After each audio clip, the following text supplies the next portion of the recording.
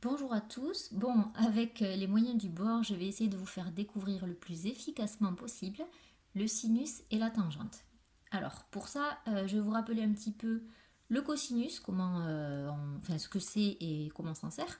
Parce que si on comprend avec le cosinus, eh bien on comprendra pour sinus et tangente parce que c'est exactement le même principe et la même utilité. Alors, on va se rappeler un petit peu du vocabulaire parce que c'est nécessaire pour pouvoir suivre. Je vous ai tracé un triangle rectangle en I. Son hypoténuse, je la repasse en rouge, c'est le côté opposé à l'angle droit, c'est-à-dire BU. Et dans ce triangle, je vais considérer l'un des deux angles qui n'est pas droit, par exemple U. Je vais le repasser en vert. Donc je vais parler de cet angle U. Alors pour cet angle U, eh bien, ce qu'on appelle le côté adjacent, c'est le côté qui le forme avec l'hypoténuse. Autrement dit, c'est celui-ci. Je le repasse en vert. Et le côté restant, c'est ce qu'on appelle le côté opposé à l'angle U, ce qui est assez logique puisqu'il est situé à l'opposé. Si j'avais parlé de l'angle B, son côté adjacent c'est BI et son côté opposé c'est IU. Bon, nous on parle de l'angle U.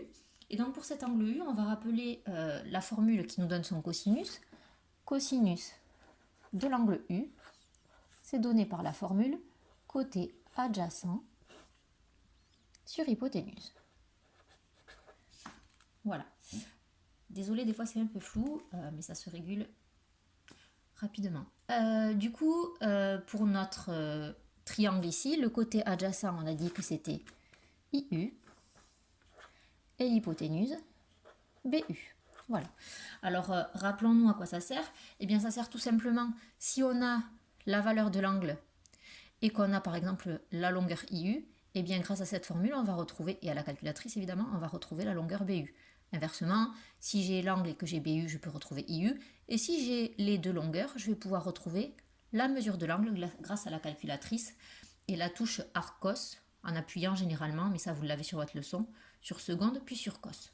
Voilà tout ce que vous avez besoin de savoir sur cosinus. Et bien pour le sinus et la tangente, c'est le même fonctionnement.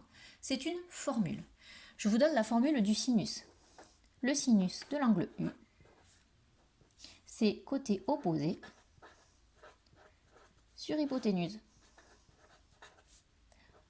Autrement dit, dans mon triangle, le côté opposé à l'angle U, c'est BI.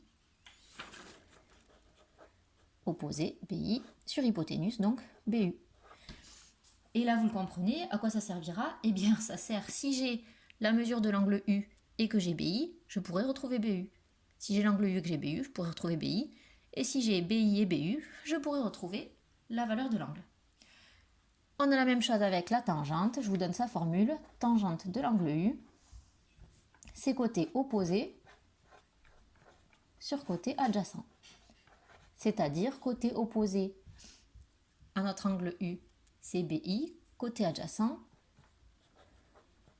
c'est IU. Voilà. Alors ces formules, il faut les connaître par cœur. Pour les connaître par cœur, il y a une petite aide-mémoire. Je vous montre.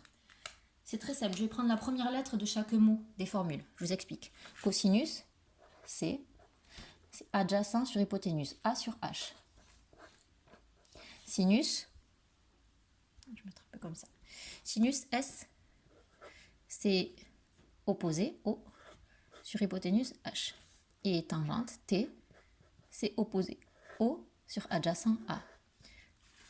Pour retenir cette formule, eh ben c'est très simple, on écrit tout ça à la suite et on obtient K.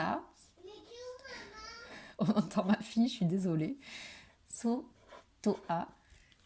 Ce qui se lit Casse-toi, presque comme casse-toi, c'est exactement ce que j'ai envie de lui dire maintenant. Je fais la maîtresse, ma chérie, avec ton tableau. Tu me le prêtes? Allez, j'espère que ça vous a pas trop déconcentré. Vous verrez l'utilisation dans la prochaine vidéo.